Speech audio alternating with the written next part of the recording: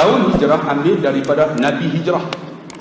Kita kena campur 1438 dengan 13 tahun Nabi berada di Mekah. Maksudnya 1438 campur dengan 13 tahun ialah 1451. Menunjukkan tuan-tuan, tahun yang tinggal untuk berlakunya 10 tanda kiamat ialah 49 tahun.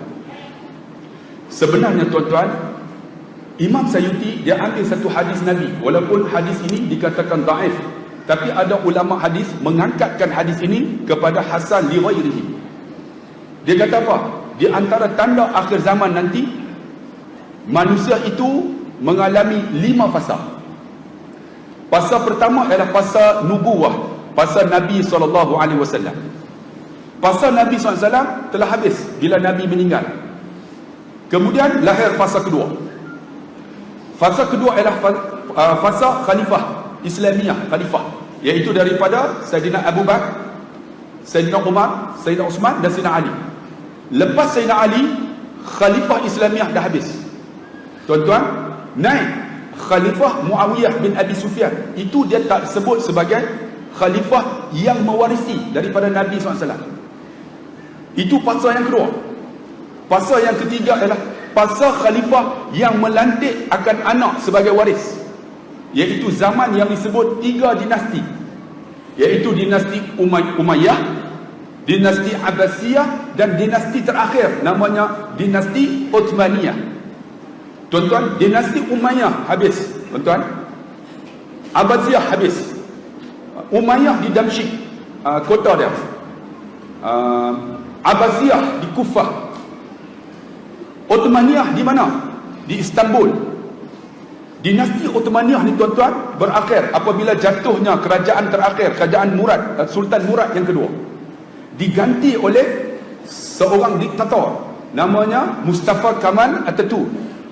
Bila diganti, jatuh 1924 tuan-tuan, jatuhnya kerajaan khilafah Islamiyah.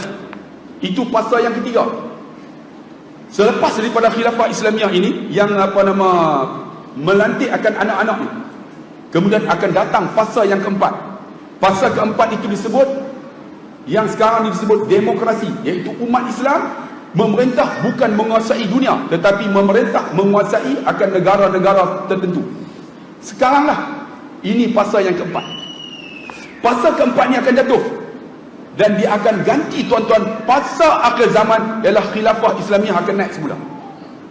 Yakin tuan-tuan, khilafah Islamiyah, pemerintahan Islam akan naik semula seperti mana Nabi sebut. Walaupun ada dikatakan hadis ini dhaif, tapi ada yang mengangkat hadis ini kepada Hasan li ghairihi. Tuan-tuan, kita melalui fasa ini. Saya melihat tuan-tuan, sekarang dunia Islam, kalau dulu ramai kalau kuliah-kuliah orang yang berumur, tapi sekarang ni tuan-tuan, kuliah-kuliah agama kebanyakan yang hadir adalah anak-anak muda.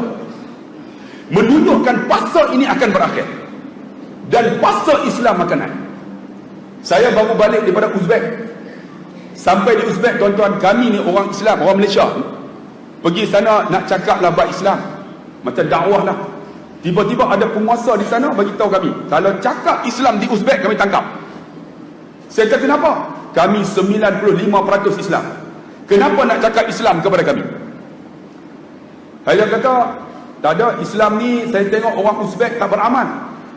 Dia kata kenapa nak dakwah Islam kepada kami, sedangkan kami ada Imam Tirmizi, kami ada Imam Abu Laith As-Samarqandi yang menulis kitab Tanbihul Ghafilin, kami ada Imam Bukhari, kami ada Hutsam bin Abdul Muttalib bin Abi Talib, iaitu sepupu Nabi.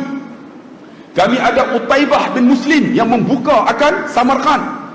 Kenapa kamu yang datang Malaysia, kamu tak ada siapa pun, dia kata. Tapi kami ada ulama hebat, kenapa nak dakwah kami? Saya kata kat dia simple lah. Orang Uzbek, dia ada memang hebat-hebat. Walaupun ada hebat-hebat ulama-ulama, tapi Islam tak ada kat kamu. Kami ni tak ada ulama hebat, tapi Islam ada pada kami. Dia senyap tuan-tuan. Kenapa ustaz kata macam tu? Saya kata saya tengok kebanyakan wanita yang ada di sini tidak menutup aurat. Yang lelaki tak semayang. Lalu dia bawa saya, betul ustaz, jom kita pergi satu masjid daerah dekat Samarkand. Saya pun pergilah, tengok-tengok tuan-tuan, Yang sembahyang Zuhur pada hari itu semua anak muda. Anak muda semua. Yang di luar tuan-tuan dengar azan, tua-tua tapi tak sembahyang. Saya kata, kenapa yang tua-tua di luar tak sembahyang? Dia kata, kami melalui 3 fasa. Fasa macam mana? Fasa iaitu orang yang duduk di zaman kerajaan Rusia. Mereka ni nak amal Islam tak boleh. Baca Fatihah kena tangkap. Sembahyang sembunyi-sembunyi. Quran ni baca ikut suka boleh baca ya. Zaman ni, inilah yang ada di luar sana mereka. Yang tua-tua ni zaman Rusia. Mereka ni nampak aja Islam tapi tak ada Islam. Kemudian kami merdeka ada 2. Zaman merdeka, zaman selepas merdeka. Maksudnya 2 fasa. Yang ini ni mereka datang tetapi mereka cukup takut nak cakap bab Islam. Dan mereka ni tak faham Islam. Ini generasi yang kedua. Dia kata sekarang generasi ialah generasi ketiga. Ini anak muda, dia kata. Anak muda ni nak kepada agama. Saya tengok-tengok, ya Allah, dalam masjid tu tuan-tuan, anak muda sembahyang Zuhur punya ramai. Habis sembahyang Zuhur, tengok-tengok ada seorang imam bagi tazkirah. Imam ni cakap Uzbek, tapi dia baca Quran tu nampak macam jihad. Kita fahamlah ayat Quran tu tentang jihad. Dia cakap 15 minit tu semangat, tom. Habis tuan-tuan kuliah, orang pakat salam dengan dia. Saya pergi jumpa serapan besar ni. Sampai-sampai, ya akhi, takallam Arabi? Saya dah cakap Arab tak? Naam, dia kata. Aina tata'allam hadha al-lughah? Kamu cakap Arab ni, kamu belajar di mana? Fil Madinah. Aku belajar di Madinah. Rupanya ulama besar. Kemudian dia kata, anta min ain? Kamu dari mana? Ana min Malaysia.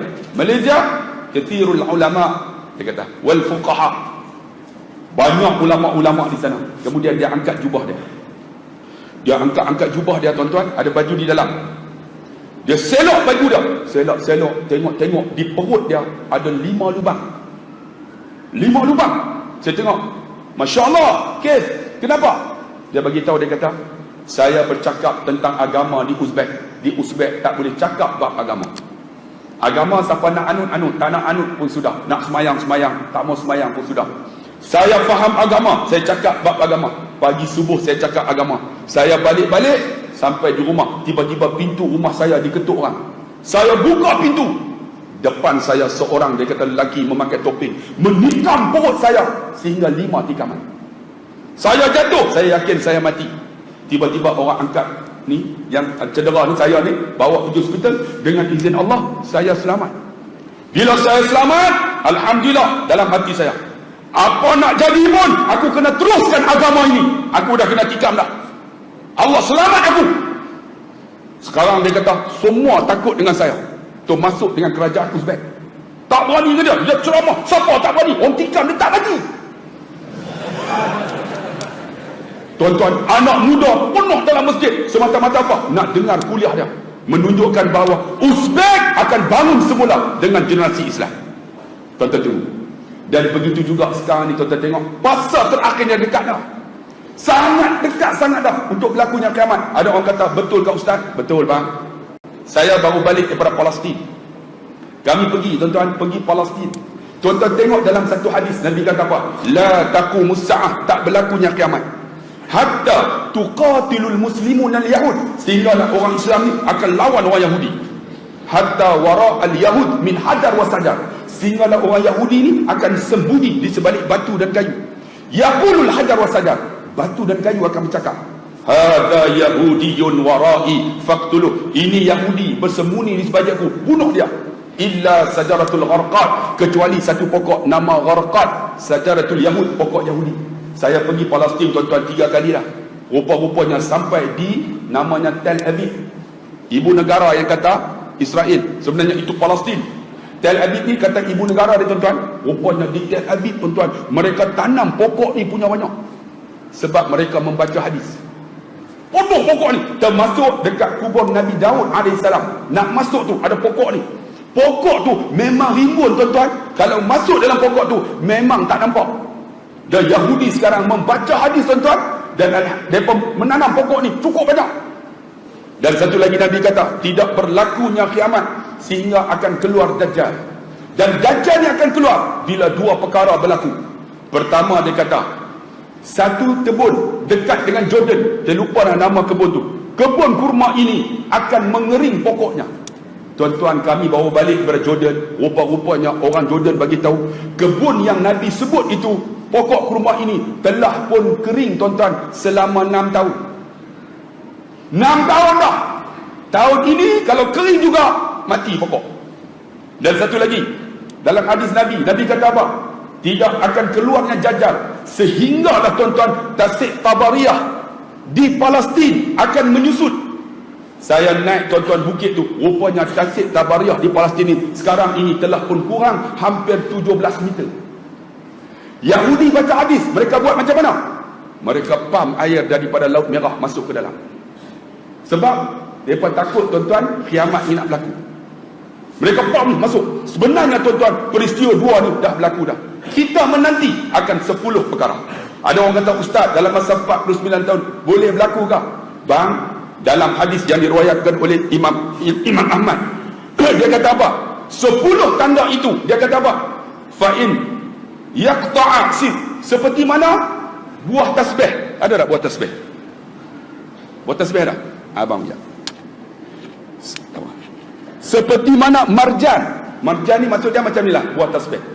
Kan? Buah tasbih ni macam ni, ada diikat. Sib maksudnya dawai. Bila diikat dawai, yang kata nak berlaku kiamat 10 tu, macam mana?